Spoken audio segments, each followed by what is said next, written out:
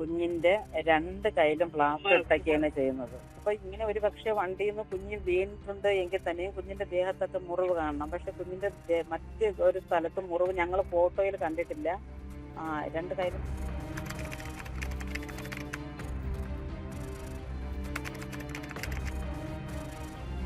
എന്റെ മരുമകളെ എനിക്ക് ഒരു ഫോട്ടോയും വീഡിയോസൊക്കെ അയച്ചു എന്ന് പറഞ്ഞ് ഞാൻ നോക്കിയപ്പോഴത്തേക്ക് കുഞ്ഞിന്റെ രണ്ട് കൈയിലും പ്ലാസ്റ്റർ ഇട്ടൊക്കെയാണ് ചെയ്യുന്നത്.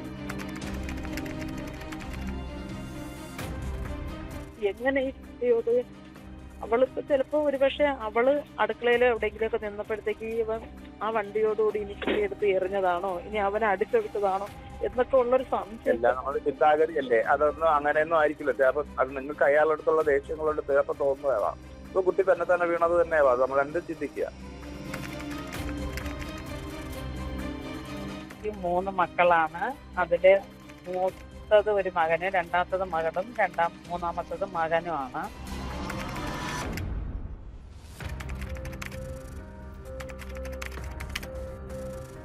വിവാഹം കഴിച്ചു എന്ന് പറയുന്നുണ്ട്. പക്ഷെ നിലവിൽ ഞങ്ങളാരും അറിഞ്ഞിരുന്നില്ല.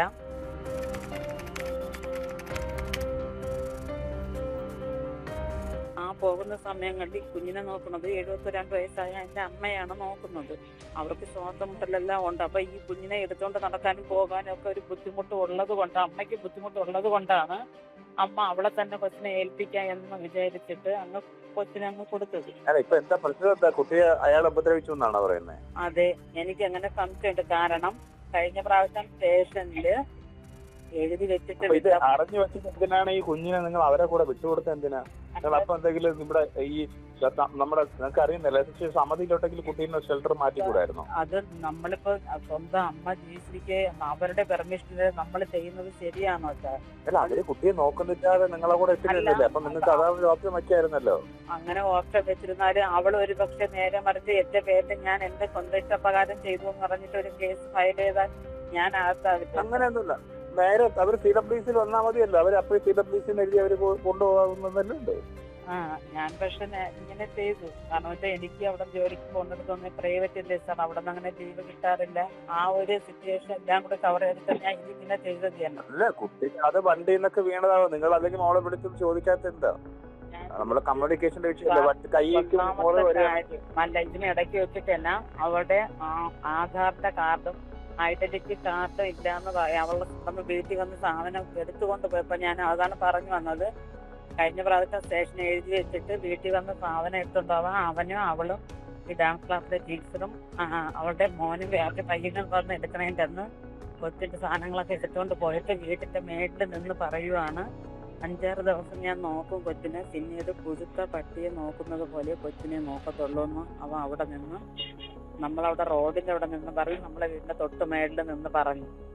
ആ ഒരു വാക്കെല്ലാം എനിക്ക് ആ ഒരു ഇതുള്ളത്. എന്നിട്ട് അങ്ങനെയൊക്കെ നിങ്ങൾ കേട്ടെങ്കിൽ പിന്നെ എന്തിനാണ് നിങ്ങൾ ചെയ്തത്? അല്ല, അമ്മയ്ക്ക് വേണ്ടെന്ന് പറഞ്ഞല്ലേ ഇട്ടിട്ട് പോയത്? അങ്ങനെയല്ല സാർ, ഇട്ട് പോയതല്ല. അവള് പ്രോഗ്രാമിന് ഡാൻസറാണ്, പ്രോഗ്രാമിന് പോയിട്ട് വന്ന് കൊണ്ടുപോവാന്ന് പറഞ്ഞു. പക്ഷെ 1 മാസം കഴിഞ്ഞിട്ട് ഇവര് വരുന്നുമില്ല, കൊണ്ടുപോകുന്നുമില്ല. അതിന്റെ അർത്ഥം കുട്ടി അവർക്ക് താല്പര്യം ഇല്ല എന്നല്ലേ? നമുക്കങ്ങനെ ഊഹിക്കാൻ പറ്റും സാർ. ഞാനൊരു അമ്മയെ ഞാൻ വരുന്നുണ്ട്, നമ്മള് ഇത് വർക്ക് ചെയ്യുന്ന ആളായോണ്ട് ഞാൻ സംസാരിക്കുന്നതാണ്. അമ്മയായോണ്ടും ഇങ്ങനെ ആയതുകൊണ്ടും അല്ലേ അങ്ങനെ ചിന്തിക്കാൻ പറ്റുള്ളൂ. അപ്പൊ അങ്ങനെ നമ്മള് അങ്ങനെയല്ല ചിന്തിക്കുന്നത്. അപ്പൊ ഈ അയാൾ അവിടെ നിന്ന് പറഞ്ഞെങ്കിൽ പോലും പിന്നെ എന്തിനാണ് നിങ്ങളത് തട്ടി വിട്ടതൊക്കെ ശരിയാണോ? അല്ല, അത് ചേട്ടൻ എഴുതി വെച്ച് കുട്ടിയെ ഉച്ചയ്ക്ക് കൊണ്ടുപോകുന്നുണ്ട്. പിന്നെ വൈകുന്നേരം വന്നപ്പോഴാണ് ഇവ ഈ വാക്ക് സംസാരിക്കുന്നത് തന്നെ. പിന്നെ നമുക്ക് എന്ത് ചെയ്യാൻ പറ്റും? പിന്നെ ഞങ്ങള് കുട്ടിയായിട്ട് ഞങ്ങളുമായിട്ട് യാതൊരു ബന്ധവും ഇല്ല.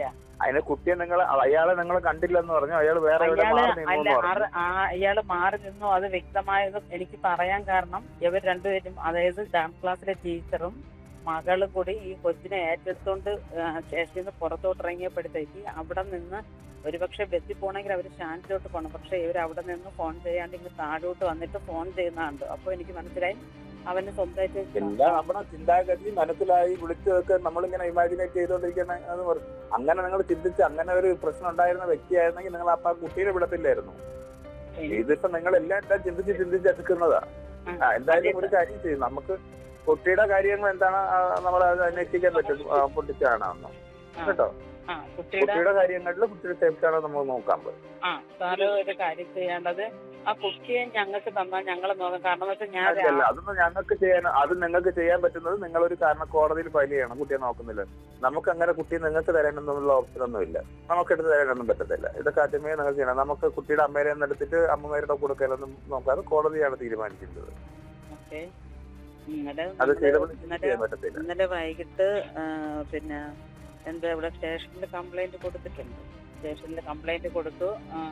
പിന്നെ അപ്പോൾ അവര് ഇന്നലെ അവനെ മുസ്ലിം പയ്യനെ വിളിച്ച് സംസാരിച്ചു. അപ്പോ അവനിങ്ങനെ പരാതി കൊടുത്തതായിട്ട് സംസാരിച്ചിട്ടില്ല സാർ. അവിടെ നിന്ന് വിളിച്ചിട്ട് അല്ലാത്ത രീതിയിൽ സംസാരിച്ചു. കുഞ്ഞിന്റെ കയ്യിൽ പ്ലാസ്റ്റർ ഇട്ടേക്കണ കണ്ടല്ലോ, അവിടെ നിന്ന് ആർക്കെങ്കിലും പരാതി വല്ലതുണ്ടോ എന്നുള്ള രീതിയിൽ സംസാരിച്ചപ്പോ അവന്റെ ന്യായീകരണം മാത്രമാണ് പറയുന്നത്. അവന്റെ ന്യായീകരണമല്ലേ പറയാൻ പറ്റത്തുള്ളൂ. നിങ്ങളുടെ മകളെടുത്ത് ചോദിച്ചപ്പോ എന്ത് പറഞ്ഞു? മകളുമായിട്ട് സംസാരിച്ചിട്ടില്ല സ്റ്റേഷനിൽ. നിങ്ങളത് പറയാം. നിങ്ങൾ പേടിച്ച് തോന്നി പരാതിയായിട്ട് കൊടുക്കണം. അത് കൊടുക്കണം. അപ്പൊ അത് പിന്നെ പരാതി ഇല്ലെന്ന് രീതിയിലല്ലേ പോലീസ് സംസാരിച്ചു എന്ന് പറയുന്നു. ഞാന്റെ പരാതി ഇല്ലാത്ത അല്ല സാർ, പരാതി ഇന്നലെ കൊടുത്തു, ഞാൻ കൊടുത്തു.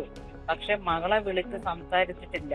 അത് പോലീസിന്റെ അടുത്ത് പറയണം. നിങ്ങളല്ലേ പറഞ്ഞ പരാതി ഇല്ലാത്തതുപോലെ അയാളെ വിളിച്ച് സംസാരിച്ചു എന്നാണ് പറഞ്ഞത് പോലീസ്. അല്ല, അങ്ങനെയല്ല. ഞങ്ങള് പരാതി കൊടുത്തതായിട്ടല്ല വിളിച്ച് സംസാരിച്ചത്. രാത്രിയിലാണ് 9 മണിക്ക് ശേഷമാണ് പോയത്. അല്ല, അത് പരാതിയിലായിട്ട് പറയണം. അത് നിങ്ങൾ പറഞ്ഞാണ്, ഞങ്ങൾ പറഞ്ഞെന്ന് അറിയിക്കില്ലേ എന്ന് പറഞ്ഞു കാണും.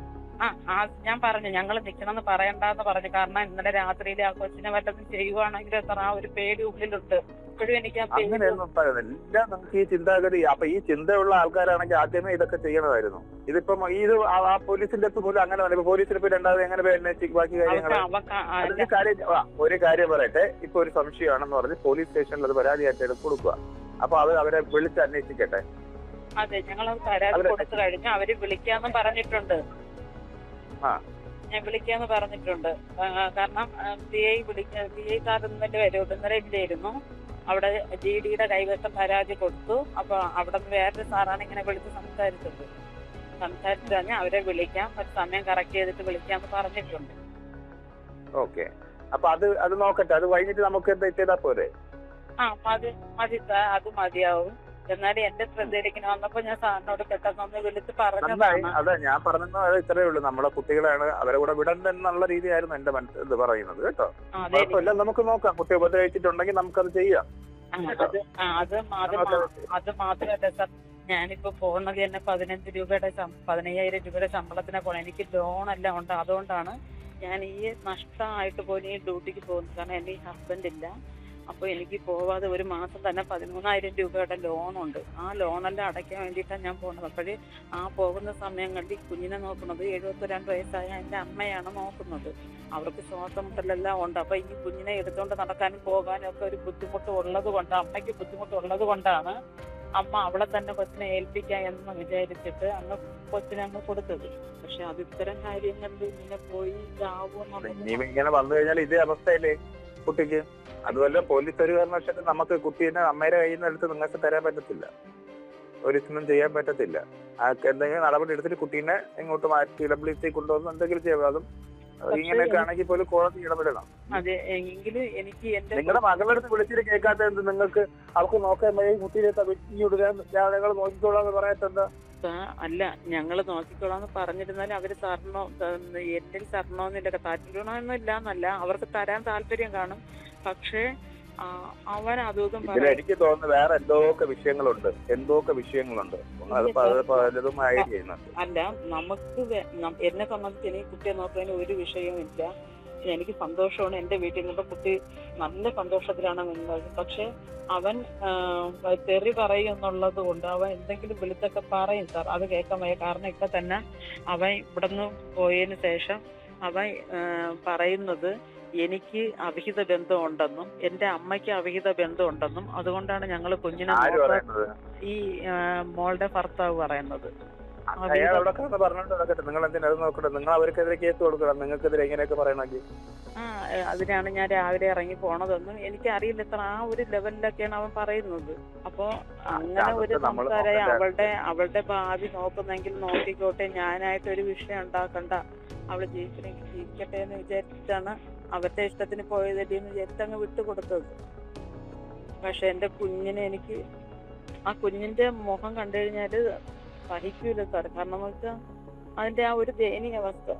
ഞാനും 3 മക്കളെ തെറ്റി വളർത്തിയെങ്കിലും ഇതുവരെയും എന്റെ കുഞ്ഞുങ്ങളുടെ ദേഹം പോലും മുറിയാൻ അനുവദിക്കാണ്ടാണ് ഞാൻ വളർത്തിയത്.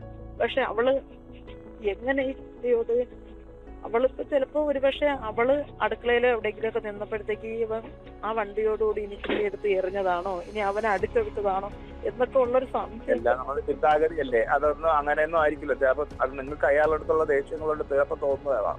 ഇപ്പൊ കുട്ടി തന്നെ വീണത് തന്നെയാവാം. നമ്മൾ എന്ത് ചിന്തിക്കുക. എന്തായാലും അത് പോലീസ് ഒന്ന് അന്വേഷിക്കട്ടെ കേട്ടോ. അവരെ വിളിച്ചിട്ട് കാര്യങ്ങൾ നോക്കട്ടെ, നമ്മളത് അന്വേഷിക്കാം കേട്ടോ. Okay okay. ഒരു കാര്യം ചെയ്യണം നിങ്ങള്, ഒരു അത് പോലീസ് എന്ന ആളല്ലേ അന്വേഷിക്കാന്ന് പറഞ്ഞത്? ഇന്ന് വിളിക്കുമെന്ന് പറഞ്ഞിട്ടുണ്ട്. ഓക്കെ, അപ്പൊ ഇന്ന് വിളിച്ചിട്ട് ശേഷം അപ്പൊ നിങ്ങളെ വിളിക്കുമല്ലോ പോലീസ്. അപ്പൊ അത് വിളിച്ചതിന് ശേഷം കേട്ടോ, അതിന് വിളിച്ചതിന് ശേഷം നമ്മളൊന്ന് വിളിക്കണം. ഞാൻ ഈ നമ്പറിൽ തന്നെ വിളിച്ചോളാം. സാറ് എന്നല്ലേ ഈ ഫോൺ അറ്റൻഡ് ചെയ്യുന്നത്? ഈ നമ്പറിൽ വിളിക്കുമ്പോൾ ഞാൻ കാണത്തില്ല, ഡ്യൂട്ടി കഴിയുമ്പോൾ ഞാൻ പോകും. അല്ല, ഒരു കാര്യം ചെയ്താൽ മതി.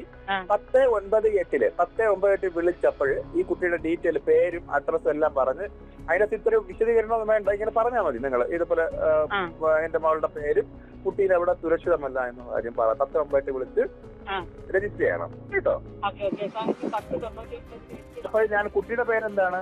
കുട്ടിയുടെ പേര്, വീട്ടിലെ പേര് കണ്ണൂസ് എന്ന്, ഒറിജിനൽ പേര് അർഷിത്ത് അല്ലേ? ഓക്കെ, ഞാൻ നോക്കിക്കോളാം.